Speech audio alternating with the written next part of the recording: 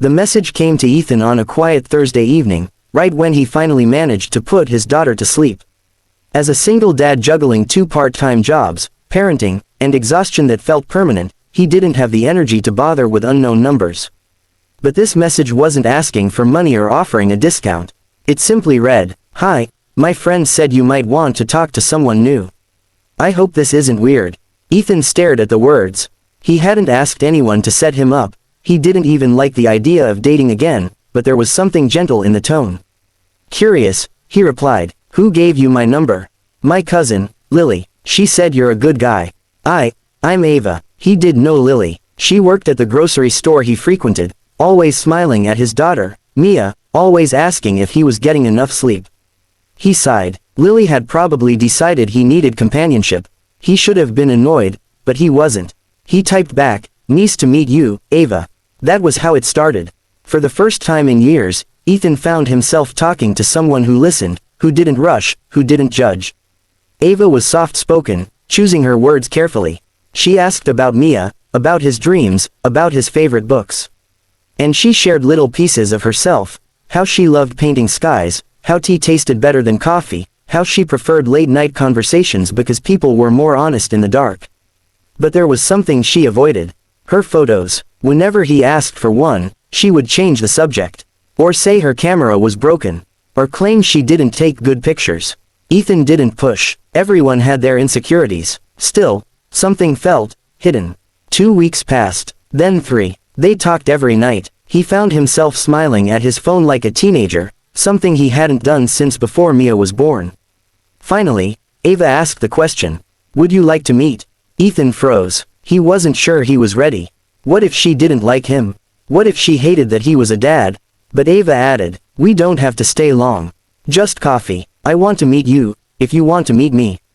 He wanted to. Badly. They decided on a small cafe at the edge of town, quiet and calm, the kind of place where people didn't stare. Ethan arrived early, nervously adjusting his shirt, glancing at the door every other second. Then he saw her. A woman stepped in, wearing a simple cream dress, her hands fidgeting with the strap of her purse. But what caught his eyes, what made him pause, was the left side of her face. Burn scars. Deep, uneven, textured scars that trailed down her cheek, disappearing beneath her collarbone.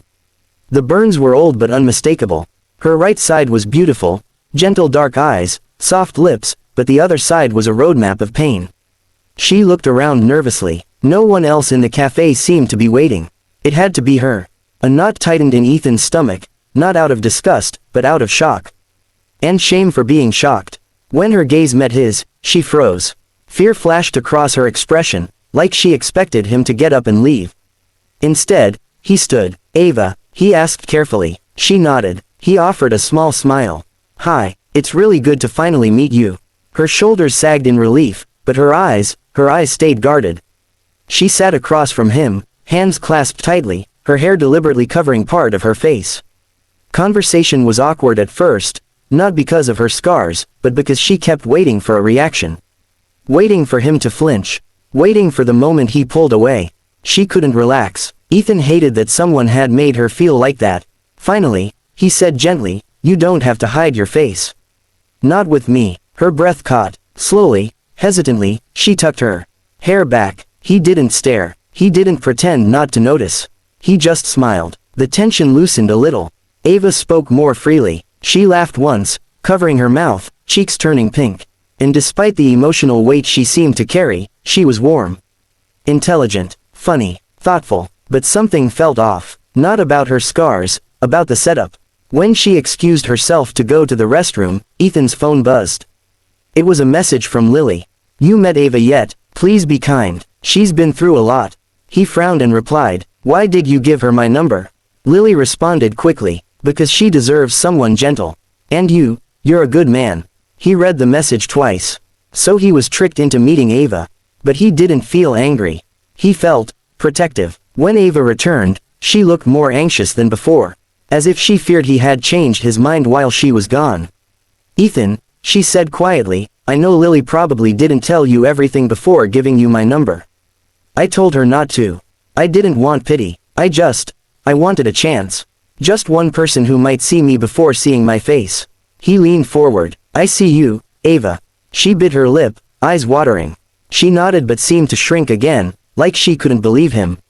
When they walked out of the cafe together, she kept a full step ahead of him, as if afraid to inconvenience him by walking too close. He hated that she had been conditioned to expect rejection. As they reached her car, she hesitated, then turned to him. Her voice shook. Be honest, were you surprised when you saw me? He didn't lie. Yes, he said softly. I wasn't expecting it, but that doesn't change anything. You don't feel uncomfortable, she whispered. No, he said, not even a little. For the first time, she truly looked at him, searching his face, reading his sincerity. Then she stepped closer. Ethan, she whispered, voice trembling, is looks all that matter? Those words weren't a question. They were a wound, a memory, a plea. He took a breath. No, they're not. She closed her eyes, and for a moment he saw everything she carried. Years of hiding, shame forced on her by others, the fear of being seen, the terror of being unwanted. He wanted to take it all from her. Can I tell you something? He said gently. She nodded. When my daughter was born, she had complications. They told me she might have permanent marks on her face. I remember thinking, it wouldn't matter. I would still love her with every part of me. Ava's eyes softened. People told me, he continued, that if I ever dated again, I should find someone beautiful, so Mia could have a mother figure who looked the part. I hated how superficial it sounded. I decided I'd rather stay single forever than choose someone based on looks. A tear slipped down her cheek. I don't care about perfection, he whispered. I care about kindness, strength, honesty. You have all of that. Ava pressed her palm to her scarred cheek, as if trying to hide again, but Ethan gently caught her wrist. Don't, he said, you don't have to hide from me. Her breath hitched. I'm afraid. People stare. They laugh sometimes. Kids ask what happened. Adults pretend not to look. I'm tired, Ethan. Tired of being someone people tolerate instead of someone they want. I want you. The words slipped out before he could stop them. Ava, I don't care about the scars. I care about the woman wearing them. She stared at him, stunned. Then, slowly, her fingers intertwined with his. They stood there, in the dim glow of the streetlights, not rushing, not pretending. Just two wounded hearts learning how to trust again. Can we try this? She whispered. Even if it scares me. Yes, he said, we can try as slowly as you need. Her lips curved into the softest, most beautiful smile he had ever seen. Over the next weeks, Ethan introduced Ava to Mia. His daughter adored her immediately, especially when Ava showed her how to paint clouds. Ava laughed, really laughed, for the first time since he'd met her. Soon, she stopped covering the left side of her face around them. She didn't apologize for her appearance anymore. And Ethan found that every day, he admired her more. One evening, as they sat on his couch watching Mia build a tower of blocks, Ava turned to him. Why did you stay? She asked softly. He took her scarred cheek in his hand, thumb brushing gently along her skin. Because your heart, he whispered, is the most beautiful thing I've ever seen. She leaned into him, tears in her eyes, but this time, they were happy. She whispered the same words that had once been filled with fear. Looks don't matter, right? He smiled, not even a little, and for the first time since her life had changed forever, Ava believed it.